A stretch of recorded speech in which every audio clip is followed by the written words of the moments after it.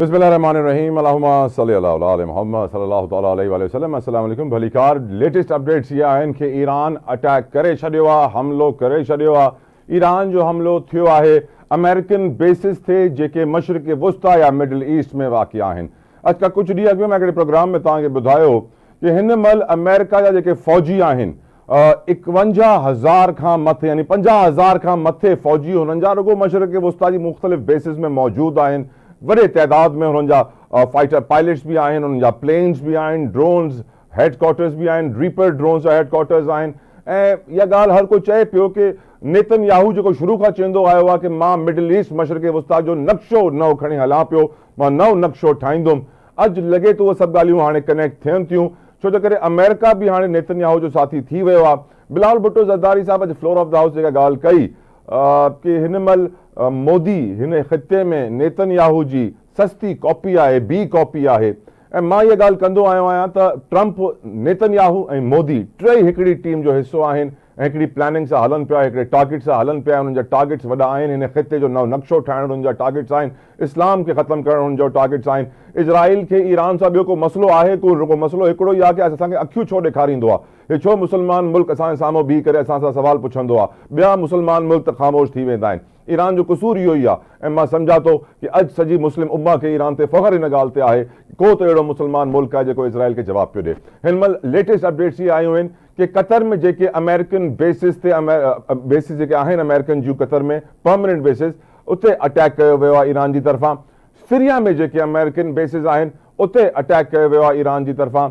ॿिया बि जेके हिन ख़िते में मुल्क आहिनि, तव्हांखे ख़बर आहे मुतहिदा अरब अमारात में अमेरिकन बेसिस आहिनि, तव्हांखे ख़बर आहे कि सऊदी अरब में अमेरिकन बेसिस आहिनि। जेतिरो बि पैच आहे सॼो मिडल ईस्ट जो, हिन में तक़रीबन सभिनीनि मुल्क मुस्लमान मुल्कनि में जॉर्डन हर जाइ ते बहरेन अमेरिकन बेसिस मौजूदु आहिनि। ऐं छो जो करे अमेरिका हाणे अटैक कयो आहे, गौर सां ॿुधिजो, ॿिनि एटमी ताक़तनि, दुनिया जी वॾी एटमी ताक़तनि हिकिड़े अहिड़े मुल्क ते अटैक कयो आहे जंहिं ते इल्ज़ाम आहे कि तूं एटम बम छो थो ठाहीं।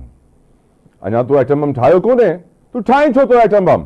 ऐं हिन सवाल खां पोइ अॼु मां इहो सोचण ते मजबूर आहियां कि हाणे त ईरान लाइ अञा वधीक ज़रूरी थी वियो आहे कि एटम बम ठाहे, छो जे करे हिन दुनिया में हिन महिल दिफ़ा हुनजो ई मज़बूत आहे जंहिं वटि एटम बम आहे।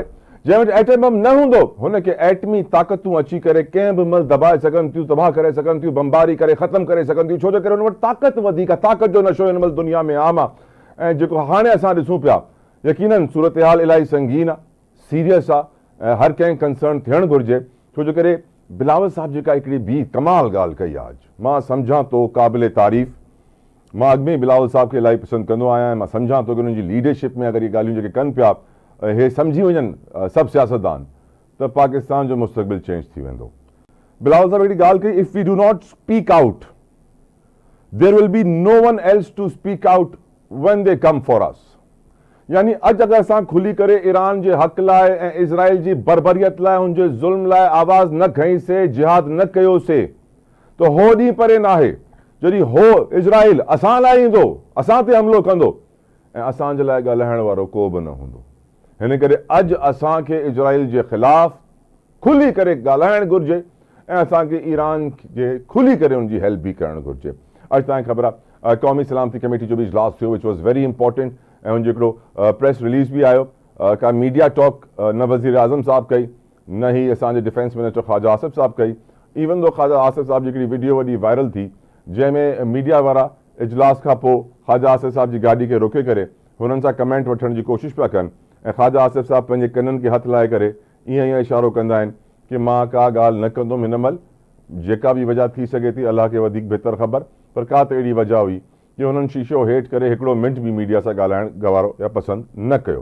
ख़ैर गुफ़्तगू करेंगे। असां सां गॾु मौजूदु आहिनि जमील अहमद ख़ान साहब। अस्सलाम वालेकुम सर। वालेकुम अस्सलाम। ख़ान साहब वॾी महिरबानी तव्हांजी, जमील साहब तव्हां टाइम ॾींदा आहियो, आई एम सो ग्रेटफुल। मां सम्झां थो अॼु वॾी राति आहे ऐं ॾींहं तमामु वॾा आहिनि पाकिस्तान जे अचण वारे 50-100 सालनि लाइ, हिन ख़िते जे 50-100 सालनि लाइ। सर जेको अटैक थी चुकियो आहे हाणे अमेरिकन बेसिस ते बाय ईरान, कतर में अपडेट्स आयूं आहिनि कि उते अटैक थियो अमेरिकन बेस ते, सीरिया में ख़बरूं आयूं आहिनि उते अटैक थियो अमेरिकन बेस ते, हाणे कंफर्म थींदा वेंदो राति में। ऐं तव्हांखे ख़बर आहे कि मां सम्झां थो सर कि 2 एटमी ताक़तूं हिकिड़े नॉन एटमी ताक़त खे धमकी थी ॾे कि तूं एटम बम न ठाहिजांइ। ईरान के क्लियर मैसेज मिली हुई आहे कि अगर he wants to survive in this world any more he has to have a nuclear power, वरना तो उनखे रोज़ अची करे इसराइल दबाईंदो ऐं बदमाशी कंदो। ऐं of course Israel, Donald Trump, Modi जी टीम भी एक्सपोज थी वई आहे। My first question to you is, what options do Iran have in this current situation apart from giving them a good response, sir? We have pressed Iran against the wall. Basically, Israel and the United States together, they have pressed Israel against the wall, Iran against the wall, and they don't have any other choice but to retaliate whatever capacity and whatever capability do they have. Right. And accordingly, they are doing it. In fact, in several programs, I have already mentioned that Iran would activate its proxies. Iran would attack the bases. In fact, they had already announced it. So, on the announcement के बाद मुख्य ते शक न हो को खोड़ सारनि प्रोग्रामनि में तस्करो कयो आहे त ईरान जेको हमलो कंदो। ऐं ईरान हिकिड़ी क़ौम आहे, 7000 साल पुरानी तहज़ीब आहे। उन्हनि खे पंहिंजी इज़त ऐं वक़ार जो एहतराम आहे, उन्हनि अनाउंस कयो आहे। हाणे ॿी ॻाल्हि आहे इहा ॿी ॻाल्हि आहे त कतर डिप्लोमेटिकली हमेशह सुठी मनोवरिंग कंदो आहे। कतर यकीनन बैक चैनल सां उन्हनि ॿुधाए छॾियो हूंदो, जीअं पोइ दफ़े थियो हो क़ासिम सुलेमानी जे भेरे में, या जेॾी महिल सीरिया ते अटैक थियो हो इज़राइल जो इन्हनि जे सफ़ारतखाने ते, उन खां जेॾी महिल यंगनि ॾींहंनि खां इन्हनि ईरान हमलो कियो हो इज़राइल ते, उन वक़्त बि I have been calling it as a calibrated and calculated attack, and it was after the diplomatic maneuver. हाणे जेको आहे उन्हनि ज़रूरु कतरी वारनि खे, छो जो कतर में हाणे लाइफ एज़ नॉर्मल, माण्हू निमाज़ ते वञनि था पिया, दुकानूं वरी खोले छॾियूं उन्हनि, को नुक़सानु न थियो आहे, को डैमेज न थियो आहे, त इहो महसूसु थिए थो पियो त सिंबॉलिक। इराक में बि ख़बर अचे थी पई त को ते अटैक थियो आहे, इराक में बि बेस ते। इराक में क़ासिम सुलेमानी जे टाइम ते बि उते अरबील में जेको बेस आहे यूनाइटेड स्टेट्स जो, उते इन्हनि को 22-23 खण मिसाइल उन्हनि लॉन्च किया। उन में थोरो नुक़सानु थियो बिल्कुलु, ऐं बाक़ी अदरवाइज़ नुक़सानु न थियो अमेरिका जो बेस जो। हाणे ॾिसो त सीरिया में कहिड़ो नुक़सानु थियो आहे। मां सम्झां थो इहो ई सिंबॉलिक, पर इहो सिंबॉलिक इन जे अमेरिका जे ख़िलाफ़, उन जे बेस जे ख़िलाफ़ अटैक करण दुनिया में उनजी इज़त जेका आहे उहा कहिड़ी रही हाणे। जी हाँ, अमेरिका ते हिकिड़े अहिड़े मुल्क खां जेको 50 सालनि सां सैंक्शंस में आहे अमेरिका जे, सर।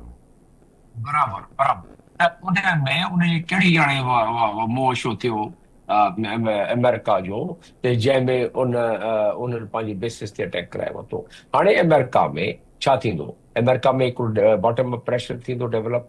उते उन्हनि जा माण्हू, उन्हनि जो कांग्रेस, उन्हनि जा ॿिया जेके अपोजिशन वारा उथंदा त बाबा तव्हां पंहिंजो कहिड़ो मुंहुं छो करायो आहे, पहिरें दफ़े तव्हांजे बेस ते अटैक थियो आहे, त उते मज़ामत मिलंदी ट्रम्प एडमिनिस्ट्रेशन खे। नंबर 1। नंबर 2, ईरान इन सिंबॉलिक एवर्चर में जेको उन्हनि अटैक कयो आहे, अॼु कंसल्टेशन बि थी आहे, तव्हांखे यादि हूंदो त हाणे जेको अॼु पुरतिन सां मुलाक़ात थी आहे पड़ेई वज़ीर ईरान जे, उन में इहे कुझु ॻाल्हियूं साम्हूं आयूं, कुझु ॻाल्हियूं उन्हनि ज़रूरु ॿुधायो हूंदो रशियन्स खे बि, बाबा असां हिते कंदासूं, असां पंहिंजो पुरवकार असां क़ौम आहियूं, ऐं असां पंहिंजी क़ौम जे इज़त वक़ार लाइ इहो ज़रूरु असांखे करिणो आहे।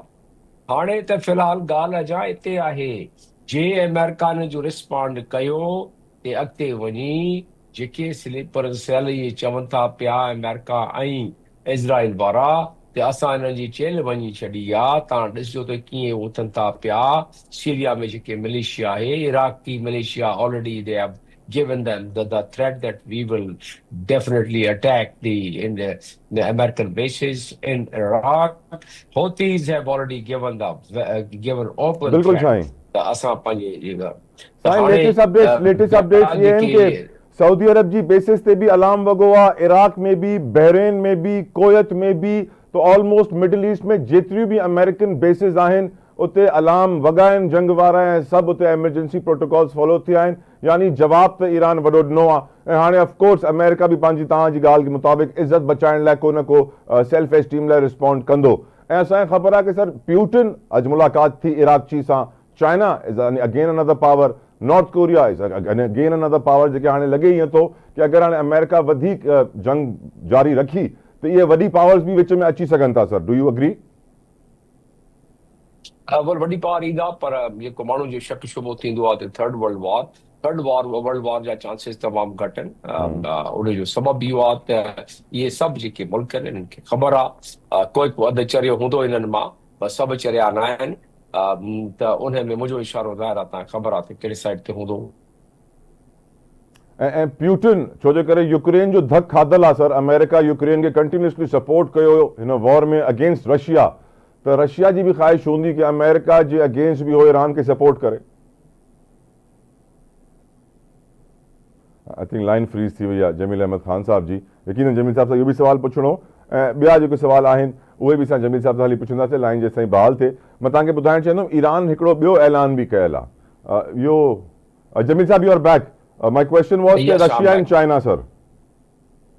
Russia and China, they are quite, matured countries, and their leadership is quite mature. Unlike some other countries, some big countries where the leadership, they are quite impulsive.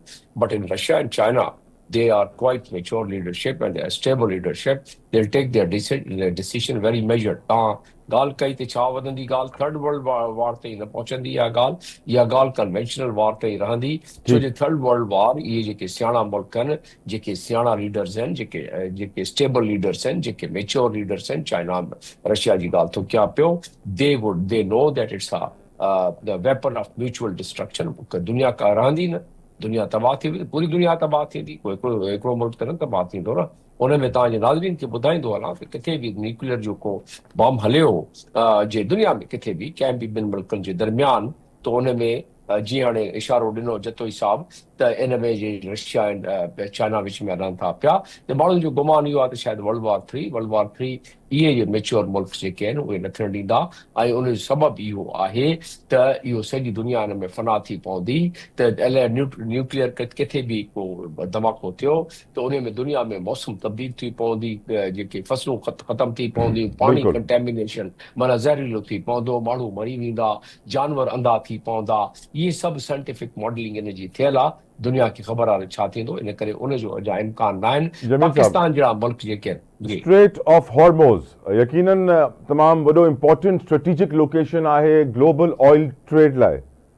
तव्हांजी नज़र में इहा थ्रेट जेका हाणे ईरान ॾिनल आहे, जंहिंजे करे ऑलरेडी असांजी stock markets, capital markets decline थियूं कनि, ऑयल प्राइसिस इंक्रीज़ थियूं कनि, ऐं तव्हांखे ख़बर आहे कि चाइना जो 50-60% ऑयल, सॼी वर्ल्ड पावर जो, दुनिया जो 20% ऑयल, 33,000 वॾा जहाज़ हितां हर साल गुज़रंदा आहिनि।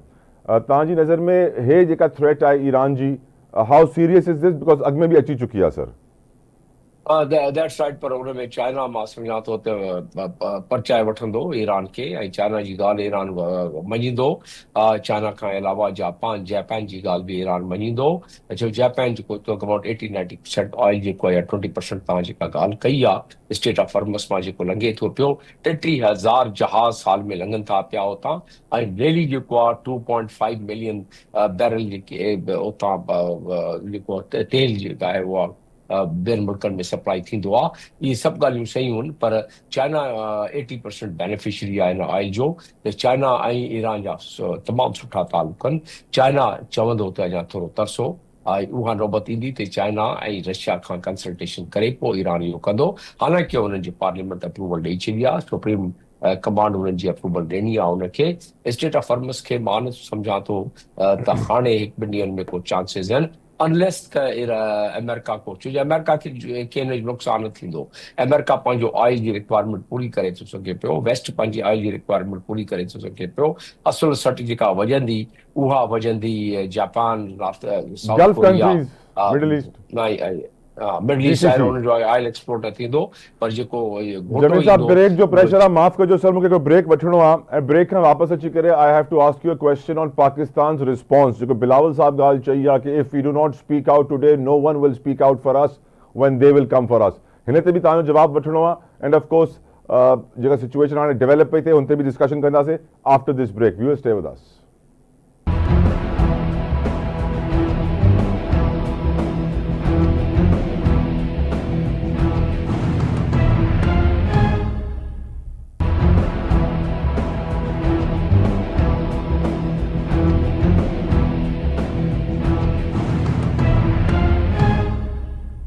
अमरीकी सदर डोनाल्ड ट्रंप हिनमल वाशिंगटन DC में सिचुएशन रूम में मौजूद आहिनि ऐं अमेरिकन सेंट्रल कमांड हिनमल ॾिसे पई कि केतिरो नुक़सानु थियो आहे। ईरान जेको जवाबी हमिलो कयो आहे, जो असांखे ख़बर आहे कि ईरान ते जॾहिं अमरीका हमिलो कयो त हुननि जे फोर्सिस, हुननि जे ख़ुमैनी साहब, हुननि जे आयतुल्ला साहब सभिनीनि इहो ऐलान कयो, सॼनि माण्हुनि चयो कि जवाब त ॾियणो आहे। ईरान बि चयो कि हा असां जवाब ॾींदासीं। ऐं अॼु असां ॾिसूं पिया हिनमल कतर में अटैक थियो आहे। कतर में तक़रीबन 100 खां मथे जहाज़ हुआ, 10,000 खां मथे फ़ौजी हुआ। पर जेके लेटेस्ट अपडेट्स अचनि पियूं उन जे मुताबिक़ ईरान कतर खे अॻु में ई इंफॉर्म करे छॾियो कि असां इहो अटैक कंदासीं, जंहिंजे करे उहा बेस ख़ाली कराई वई आहे। न रुगो कतर, बहरेन मां बि ख़बरूं थी अचनि कि उते बि अटैक थियो आहे। अञा उहो डेवलपिंग न्यूज़ आहे, जीअं जीअं अपडेट्स ईंदियूं तव्हां ताईं पहुचाईंदासीं। इनफैक्ट UAE बि ॿुधायो थो वञे कि उते बि अलार्म्स वॻा आहिनि, ॿियनि अमेरिकन बेसिस ते बि अलार्म्स वॻा आहिनि, कुवैत में बि, UAE में बि, बहरेन में बि, सीरिया शाम मां ख़बरूं थी अचनि, कतर मां कंफर्मेशन अची वई आहे कि अटैक थियो आहे। ऐं यकीनन तव्हांखे ख़बर आहे त हिनमल जेका बिलावल साहब बि ॻाल्हि कई कि जीअं इज़राइल हिकु हिकु करे सभिनीनि मुस्लमान मुल्कनि खे टारगेट कयो आहे, हाणे ईरान खे करे पियो ऐं ईरान खां पोइ पाकिस्तान जी बारी आहे। अॼु असां ख़ामोश रहियासीं त सुभाणे असां लाइ को आवाज़ खणण वारो न हूंदो। तमामु इम्पॉर्टेंट शइ आहे सम्झणु। बिलावल साहब तव्हांखे छा थो सम्झाइणु चाहे असांखे? हिनमल असांखे ख़बर आहे कौमी सलामती कमेटी जो बि अॼु इजलास थियो, जंहिंमें फील्ड मार्शल साहब बि हुआ, असांजी फ़ौज जा सरबराह जेके असांजा एयर चीफ ऐं असांजा नेवल चीफ बि मौजूदु हुआ। ऐं जेको वधीक तर एनालिस्ट तजियाकार आहिनि उन्हनि जो चवणु आहे कि जेको एलामियो आयो उहो हिकिड़ो रिवायती एलामियो, यानी जीअं सदाईं ईंदो आहे कि ख़िते जी सूरत हाल ते ॻाल्हि ॿोल थी, ॿाहिरि बैन अल-अक़वामी टूर्स ते ऐं असां सम्झूं था कि जेके नेशनल सिक्योरिटी जा खोड़ अहिड़ा सीक्रेट्स हूंदा आहिनि जेके कॉन्फिडेंशियल हूंदा आहिनि ऐं हुननि खे रिवील न करणु घुरिजे ऐं बिल्कुलु न करणु घुरिजे। असांजे इदारनि जो कमु ई इहो आहे। पर हिनमल ॿ शयूं आयूं जेके माण्हू सम्झनि था कि ॿ ऑप्शन्स हुआ हुकूमत वटि, जंहिंमां हिकिड़ो कुझु थियणु घुरिजे आहे। या त असां खुली करे ईरान जी साइड वठूं ऐं ईरान खे सपोर्ट कयूं आहे, या त असां खुली करे अमेरिका जी मज़म्मत कयूं आहे कि अमेरिका जेको अटैक कयो आहे न करणु घुरिजे आहे, अमेरिका खे इज़राइल जी जंग में हुनजो साथी न ठहणु घुरिजे आहे। इज़राइल जेको फ़लस्तीन ते नसलकुशी करे रहियो, 60-70 हज़ार माण्हू मारे चुकियो, 20 लखनि माण्हुनि खे बेघर करे छॾियईं, गज़ा खे फ्लैट करे छॾियईं, ऐं पोइ बि अमेरिका इज़राइल खे कुछ कोन चए थो। अब्दुल्ला हमीद गुल साहब मेरे साथ मौजूद हैं। अस्सलाम वालेकुम अब्दुल्ला साहब, और आपको मैं समझता हूँ मुबारकबाद मैं देना चाहूँगा कि आज ईरान जैसे मुल्क ने दुनिया की सुपर पावर अमेरिका की एयर बेसिस पे हमला किया है। सर, जो इंफॉर्मेशन आई है वो यही अभी तक आ रही है कि कतर को पहले से इन्फॉर्म कर दिया था, उन्होंने एयर बेस खाली करा ली थी, कोई जानी नुकसान नहीं हुआ। अलार्म जो है बताया जा रहा है कि कुवैत में भी बजे हैं, UAE में भी बजे हैं, कतर में भी बजे हैं, बहरेन में भी बजे हैं, इराक में भी बजे हैं, सऊदी अरब में भी बजे हैं। और ऑफ कोर्स आपको मालूम है सर, वॉर सिचुएशन में न्यूज़ डेवलपिंग अपडेट थोड़ा लेट आती है, लेकिन आपकी नज़र में अब क्या अमेरिका को अपनी कटी हुई नाक बचाने के लिए क्या करना पड़ेगा अब्दुल्ला हमीद गुल साहब? बिस्मिल्लाहिर्रहमानिर्रहीम। दूसरे लफ्जों में ईरान ने बैंड बजा दी है। Correct sir. और देखिए, शाम का नाम आप लेना भूल गए, शाम के अंदर भी जो है ये हुआ है। अलार्म बजे 6 मिसाइल जो है वो अल अदीद बेस, जो कि अमेरिका का सबसे बड़ा जो है वो अड्डा है अमेरिका के बाहर और मशरक़ वस्ता के मामलात को देखता है, और ये मिस्र से लेके कजाकिस्तान तक के एरिया को मॉनिटर करता है, सेंटकॉम के नीचे आता है। 10,000 के करीब इसके ऊपर जो है वो सोल्जर्स मौजूद हैं, ऑपरेटर्स मौजूद हैं, और इसको निशाना बनाना, देखिए ना, असल बात तो ये है, वो बात ये नहीं है कि इसराइल पर हमला हुआ उसमें कितने लोग मरे या कितने नहीं जहन्नम वासिल हुए। मसला यहाँ ये है कि आपने उनकी मिथ तोड़ दी कि चलो जी चौधरी के मुंह पे भी थप्पड़ लग सकता है। तो मकसद ये है कि इस टाइम पे जो दुनिया का चौधरी बना हुआ है उसको तो एक दफा औकात दिखा दी है कि U do not deserve the title of super power. तो इसका मतलब ये है कि ये जो हमले हो रहे हैं, मैं कल से ये तलहा साहब बात कर रहा हूँ कि इस टाइम पे ईरान जो है वो रिटेलिएट करेगा। हालांकि दुनिया में ये कह रही थी, तज्जियाकार ये कह रहे थे कि नहीं ईरान रिटेलिएट इसलिए नहीं करेगा क्योंकि सिफारती और सियासी ताल्लुकात खराब हो जाएंगे, लेकिन मैं ये कह रहा था कि ईरान इसलिए रिटेलिएट करेगा क्योंकि कॉन्फ्लिक्ट बढ़ जाए। जब कॉन्फ्लिक्ट बढ़ेगा, स्ट्रेट ऑफ होर्मुज को बंद करेंगे और दीगर ममालिक इन्वॉल्व होंगे, और जिस तरह से कतर ने अभी फायर बैक करने का ऐलान किया है, तो इससे ये नजर आ रहा है कि कॉन्फ्लिक्ट जब बढ़ जाएगा तो मजबूरन चीन और रूस को कूदना पड़ जाएगा, और अगर चीन और रूस इसमें कूदेंगे तो फिर ये तीसरी जंग की तरफ जो है, आलमी जंग, उसकी तरफ चला जाएगा। पाकिस्तान को अपना किरदार मजबूत रखना चाहिए। पाकिस्तान को जो है ये पता होना चाहिए कि पाकिस्तान के दिन गिने गए हैं। अगर ये पाकिस्तान ने मजबूत स्टांस ना लिया तो तला भाई मैं आपको बता रहा हूं कि हम टारगेट हैं। ये जो डिएगो गार्सिया के ऊपर 30% B2 बॉम्बर की जो फ्लीट मौजूद है अमेरिका की, 30% उनके जहाज वहां मौजूद हैं, वो अभी तक क्यों नहीं गए? अगर उन्होंने तीनों न्यूक्लियर जो साइट्स थी फर्दो के अंदर और इस्फहान के अंदर और नेतन्स के अंदर, अगर उनको तबाह कर दिया है तो वो वापस क्यों नहीं चले गए? इसका मतलब यह है कि वो पाकिस्तान के लिए बैठे हैं। जिसका आज भी आप देखें इसराइल के जो इंपॉर्टेंट लोग हैं उनके जो ट्वीट्स आ रहे हैं वो ये कह रहे हैं कि पाकिस्तान को जो है टारगेट करो। तो इस टाइम पे ईरानियन स्काई उनके लिए ओपन है। इस टाइम पे जो यूरोप है वो उनका झुकाव सारा इसराइल की तरफ है। अमेरिका की अनकंडीशनल और बिल्कुल अंधी सपोर्ट उनके साथ आ रही है। तो वो ये चाहते हैं कि एक दफा खित्ते के अंदर तमाम अपने जो थ्रेट्स हैं उनको न्यूट्रलाइज कर दिया जाए। इसलिए जरूरत इस बात की है कि जो अभी हमला हुआ है, अगर ये जवाबी कार्रवाई जिस तरह से कतर ने कहा है कि हम करेंगे, तो अगर वो जवाबी कार्रवाई करता है और उसके नतीजे में दोहा के ऊपर फर्ज करें खुदा ना खास्ता रॉकेट फायर हो जाते हैं, तो फिर दोहा कहाँ खड़ा होगा? इसलिए मेरा ख्याल है कि हमें मुसलमान ममालिक को भी समझना चाहिए कि हमने अमेरिका को अड्डे दे के जो है आस्तीन के सांप पाले हैं, और उन आस्तीनों के सांपों से अगर हमारे पड़ोस में लोगों को डसा जाएगा तो जाहिर है पड़ोस क्या करेगा फिर उसके बदले में। मैं नहीं कह रहा कि ये कोई दानिशमंदाना इकदाम है। मैं ये समझता हूं कि इसराइल की तरफ तवज्जो रखनी चाहिए थी और मल्टीपल फ्रंट्स नहीं खोलने चाहिए थे।